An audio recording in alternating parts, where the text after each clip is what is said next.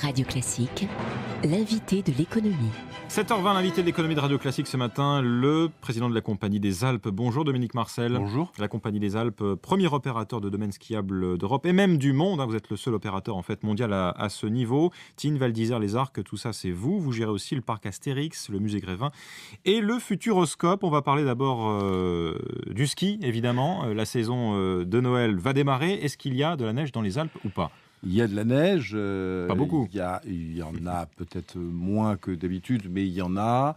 C'est toujours un peu au début de saison, Noël, c'est toujours un tout petit peu plus tendu, normalement, à l'accoutumée. Mais sur nos stations, je vous rappelle que nos stations sont en haute altitude, elles sont très bien équipées.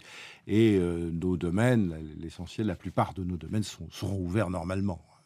Et les réservations ? Alors on est évidemment mobilisés, Ouais.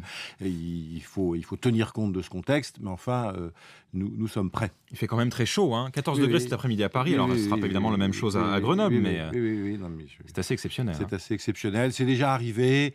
On est vraiment en tout début de saison. Je crois qu'il faut en tirer aucune conséquence sur Gardez la espoir. saison. Loin de là. Sur la saison passée, 2013-2014, le chiffre d'affaires des domaines skiables pour la Compagnie des Alpes avait déjà reculé légèrement. Est-ce que il avait c'est légèrement grave ? reculé, Est-ce que mais c'est une après, tendance ? c'était une consolidation. Ouais. C'était après 2 années de croissance en volume et de croissance de chiffre d'affaires. Sur les 3 dernières années, on a fait une croissance de plus de 2,5% en moyenne. Donc, c'est une bonne résistance. Et en parallèle, d'ailleurs, notre rentabilité opérationnelle a même, en dépit de cette légère baisse du chiffre d'affaires, progressé. Bon, Donc, très bonne résistance des domaines skiables. tant mieux. La question c'est, on est dans une période de stagnation économique prolongée. Le pouvoir d'achat des Français stagne, voire recule, notamment pour les classes moyennes avec les hausses d'impôts. Le ski, c'est quand même très cher. Je regardais les tarifs pour Tignes, par exemple. 6 jours de ski, 260 € pour un adulte, 208 € pour un enfant. Le ski, c'est cher. C'est pas cher en France comparé à nos grands concurrents. Nous sommes plutôt moins chers sur les forfaits. Et rappelez-vous que nos forfaits donc, sont plutôt raisonnables. Je rappelle que quand vous dites 260, c'est un forfait global sur l'ensemble du de domaine, l'espace skiing, qui évidemment. est probablement un des domaines les plus importants et de meilleure qualité au monde. On est là en face donc des domaines de très grande qualité. Et le forfait n'est que 15 à 17% du total du séjour. Sur le calendrier des vacances scolaires, je sais que c'est quelque chose qui énerve un petit peu les professionnels du tourisme depuis quelques années. Les vacances de Pâques seraient trop tardives. Oui, Est-ce que absolument. vous partagez ce constat ? Je partage complètement ce constat. Nous avons une activité saisonnière qui donc est déjà limitée. Le ski de printemps correspond à une activité qui est prisée par les clients. C'est souvent d'ailleurs une manière d'attirer des débutants. Puis vous avez des clients qui préfèrent skier au printemps parce qu'il fait moins froid.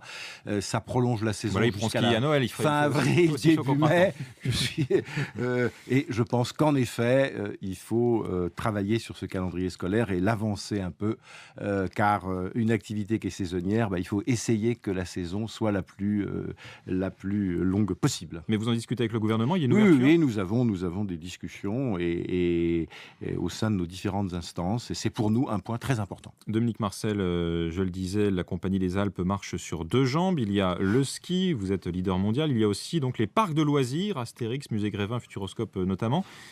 Avec une saison difficile l'an dernier, l'année précédente, est-ce que ça a mieux marché l'été dernier ? Ça a beaucoup mieux marché l'été dernier. Nous avons eu un redressement spectaculaire de notre branche, puisqu'on a plus 6,3 de chiffre d'affaires, près de 7% de hausse de fréquentation, au total plus de 9 millions de visiteurs.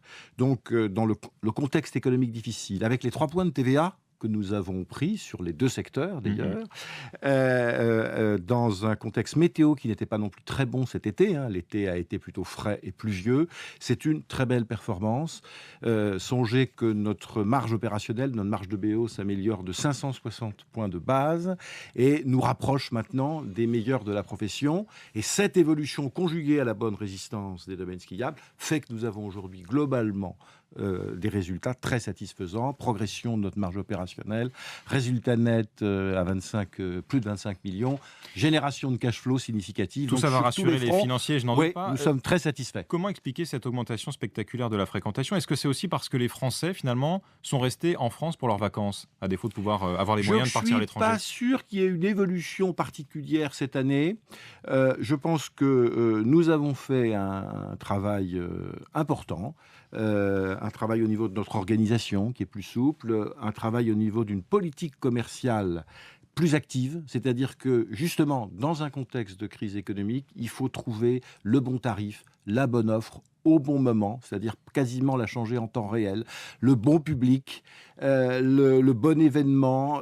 Il faut répondre au mieux aux exigences de la clientèle qui sont forcément plus élevées parce que les gens en veulent, c'est normal, dans un contexte pour leur argent, c'est logique. Et on y a bien répondu. Dominique Marcel, vous êtes aussi responsable des actions de la Caisse des dépôts et consignations, votre principal actionnaire, dans le secteur du tourisme. En ce moment, il y a des actions et des recours, notamment contre la construction d'un Center Parcs en Isère. Est-ce que vous regrettez ce genre de mobilisation ? Écoutez, je ne me prononcerai pas sur c'est mauvais pour l'image de la France, ce sujet, mais je pense qu'en effet, après, chaque dossier a sa spécificité, et je ne le connais pas suffisamment pour me prononcer. Mais c'est vrai que je vois sur ce Center Parcs, mais on le voit nous sur un certain nombre de projets que nous menons.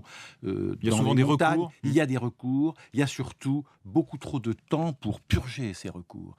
C'est-à-dire qu'avec des normes qui deviennent de plus en plus complexes, qui sont de moins en moins comprises, de nombreux recours, je suis convaincu qu'un certain nombre de projets qui pourraient être aisément financés sont abandonnés, se perdent. Soit on perd du temps, soit se perdent dans les sables. Et je pense qu'avec la croissance, le niveau de croissance que nous avons, on perd des points de PIB à ce jeu.